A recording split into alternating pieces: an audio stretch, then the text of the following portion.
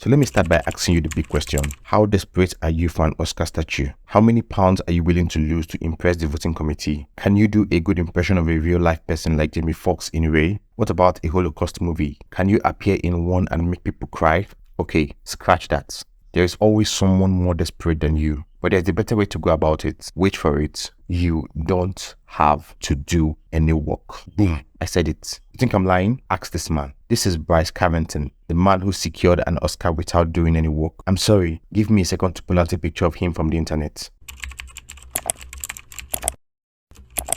Oops. There is none. Imagine that. An Oscar-winning artist without any picture. This has got tier privacy levels, but stick around. There is a reason why there is no picture of Carrington on the internet. This is the inspiring story of Brice Carrington's journey to the Oscars.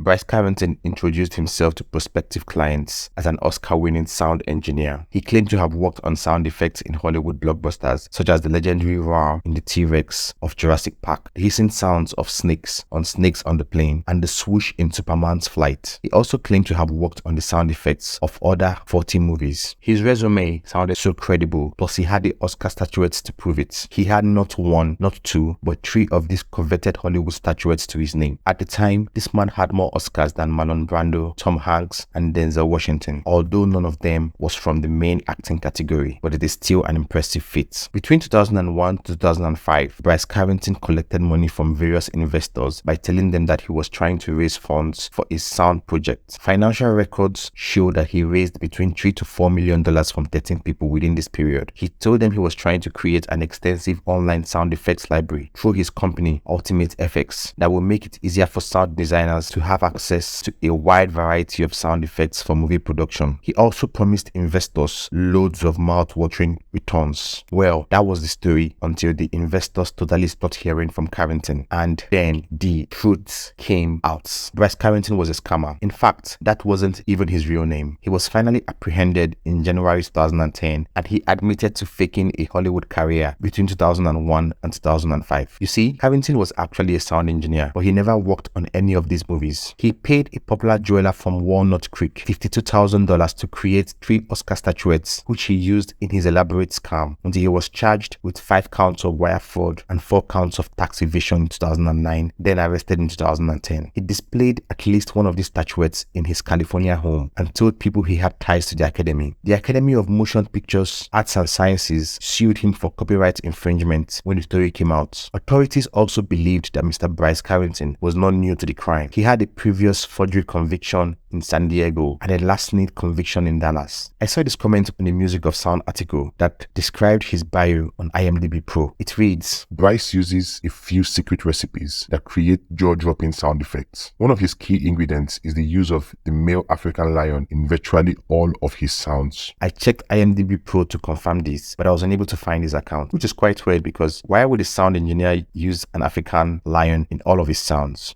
So I found images containing tweets from Brice Carrington's Twitter account. The link on the website took me to a suspended Twitter account, but it bore the name Brice Carrington.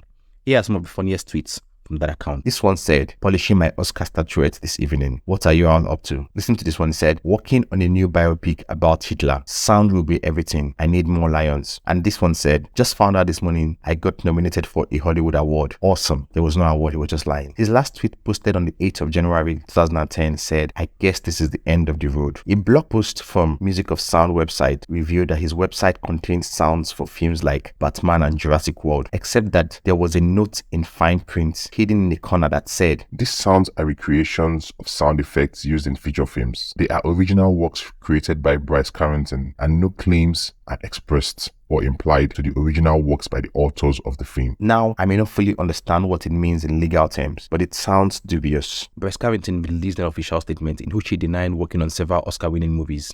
Here's what he said. I am Brice Carrington. I am writing this note to address comments made about me and to state some facts about my work. All the statements made that say directly that I have never worked on a film or have never won an Academy Award for sound is absolutely true. I have never worked on a motion picture, nor have I ever won an Academy Award. The fact is, I am a sound engineer and I make recreation of sounds found in movies and sell them to the public through a brand called Ultimate FX. I am completely responsible for all the misleading or incorrect statements made about me in the press. My effort was to create press for the brand Ultimate FX, which I am the author. I did this foolishly. This is a library where I have made my own versions of movie sounds. I have no association with the Academy of Motion Pictures, Arts and Sciences. I commemorate the Oscars by creating a version of the main characters in films that win Oscars. Like in Jurassic Park, we made a T-Rex using hogs in the water, lion growls, a lawnmower, and elephant roars. This is my fashion. I sell this and other sounds complete with the stems to consumers. This is a lawful enterprise, but misleading the public or allowing mischaracterization is wrong. I am issuing an apology for making all of the misleading or mischaracterizations of my work. I apologize to those in the sound industry and the makers of the original works and studios that distribute them for this offense. To correct this, I will ask for retractions where appropriate in the press. I will also refrain from any public comments and allow the brand and the product to speak for itself through traditional means of sales and marketing. To those in the industry and those specifically I have offended, you have a right to be upset, and I offer my sincere apologies. I am sorry that you had to spend 1 minute of your time addressing this. Unknown to his investors, Carrington did not use any of the money to work on his sound projects. Instead, he used all of it to fund a lavish lifestyle. He paid the mortgage of his $2.6 million home in Ruby Hill Golf Club, California. He also purchased a Lamborghini, a Mercedes, and a Hummer H2, all worth approximately $500,000. My man was living the life. Okay, let's give him some credit. Carrington actually spent about $400,000 of the total money collected to work on some sound effects. So there's that. EUR Web, a website that unintentionally promoted Carrington by doing a piece on him, also published his retraction article. But Carrington was so invested in his scam that he threatened to sue them for publishing the article. That lawsuit never manifested, since there was a taped recording that verified he made the claim he was trying to deny. You know what sounds crazy? I'm kind of scared that this man will come for me for making this video, but I feel safe knowing that this video will peak at 10 views from my less than 30 subscribers. William Clay Cunningham, one of the investors who spoke in court, told the judge that Carrington had tricked him into letting go of $300,000 for the project. He explained to the court that his house was in foreclosure. The con man was sent to jail for 4 years. An article on SF Gates reported that when Cunningham tried to take a picture of Carrington in the court's hallway, someone from Carrington's team knocked his phone to the ground. Now that explains why there is no picture of this man on the internet. But hold on, it gets more interesting. So while doing my research for this video, I went to hell and beyond on the internet trying to find this man's picture. But of course, I wanted to be very careful so as not to use the wrong picture and stain the image of an innocent man. A Google search of Brice Carrington showed me these images, but I wasn't convinced that any of them was the culprit in question. God, I can't seem to find anything about this man on the internet. How hard can it be? It's pretty hard. There are many faces on the internet, but I can't find the one that is his face. Check Pirate Bay then. Pirate what? Be serious for real. Tinder Swinger Pro Max. Most of the search results were for another Brice Carrington, who was sentenced to jail for conning 4 women into investing in sham companies. None of them said anything about the Oscars or sound designing. That was until I clicked on this particular image and got the shock of the week. The headline said, Santa Monica ex-con who wooed women and conned them out of cash will spend 8 years in prison. But the article said the name of the man in the image is Antonio Mariot Wilson. My heart broke. He wasn't the guy I was looking for, but I kept reading because the article seemed pretty interesting. And then I read this paragraph. Antonio Mariot Wilson, 57, who also answers to the name Dr. Tony Mariot and Brice Carrington. I'm not going to lie, the revelation shook me to my core. An article on Lipstick Alley said he legally changed his name from Antonio Mariot Wilson to Brice Carrington in the 1990s. If you remember Carrington's last tweet that said, I guess this is the end of the road for me, you would know that this was just a turn in his journey. He had more plans for the future. In fact, he might be plotting one right now while you are watching this video. And this leads us to the second part of his scheme, which is almost more heartbreaking than the first.